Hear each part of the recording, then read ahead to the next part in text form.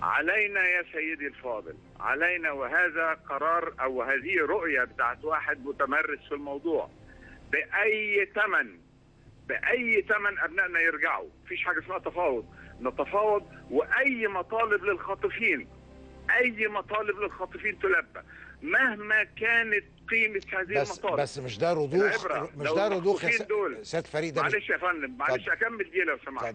لو المخطوفين دول ابن مرسي فيهم كان هيدفع أي حاجة، لو المخطوفين دول ابن الشاطر فيهم ولا بنت الشاطر فيهم كان هيدفع أي حاجة. احنا النهارده مش بنلعب، دي دولة قائمة ولابد يحترموا كل مواطن فيها. الدولة تتفاوض يا فندم مع حد، يعني الدولة تتفاوض مع حد بيقوم بعمليات إرهابية، يبقى الدولة بتفتح باب على نفسها إن كل واحد عايز حاجة. خليك معايا يا فندم، خليك معايا أكمل كلامي يا فندم.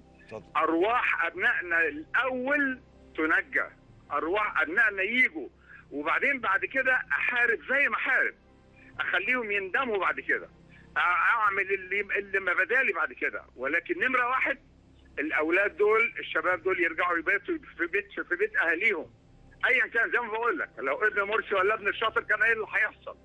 الاولاد دول حياتهم نمره واحد. يعني لو حضرتك كنت مسؤول كنت هتتفاوض. خليك معايا يا فندم، احنا اديناهم كل اللي هم عايزينه، خدنا اولادنا، هنتحاسب بقى بعد كده. الدوله عندها القدره انها تتحاسب بعد كده وتخليهم يندموا.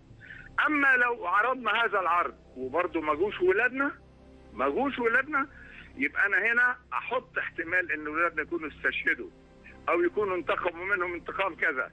يبقى ساعتها اروح مش احرق المختطفين والارض اللي واقفين عليها المختطفين. هذا الموضوع لا تردد فيه. ان ما كانتش الدوله تبدي قبضه حديديه وتكون في منتهى القوه في رد الفعل، ولكن بعد ما تحافظ على ارواح ولادها، بعد ما تجيب اروح. ادي احنا شايفين اسرائيل بتقعد سنوات تجري ورا واحد مخطوف لمده كام سنه لغايه ما تجيبه، تحافظ باي طريقه كانت، باي ثمن يدفع. ويا سيدي الدوله، لو الدوله عندها من الرجوله الحقه والقاده اللي يتمتعوا برجوله حقه، هتسترجع اللي اتدفع تاني، هتسترجع اللي هتخليهم يندموا، هتخليهم يعتذروا بعد كده، هتخليهم هتحرقهم بعد كده لو لم يستجيبوا. يعني نديهم اللي هم عايزينه، يعني نطلق سراح مجموعه حكم عليها بالقضاء المصري، حكم عليها بالاعدام علشان اخد ابنائي. لا، في اولا سينا بيحكمها عرف وعواقل ومشايخ سيناء قادرين على انهم يفرجوا عن المجموعه المختطفه. لو حسوا ان الدوله فعلا جاده وان هناك سلطه جاده، سيستطيعوا دون ان تتفاوض الدوله. مشايخ وعواقل سيناء قادرين على انهم يحرروا المجموعه التي تم اختطافها. ولكن ارواح ابنائنا نمره واحد بدون استهتار. مش كل واحد عايز يعمل لي بطل، حته واحد لا فاهم راسه من رجله يطلع يقول لن ولن نتفاوض.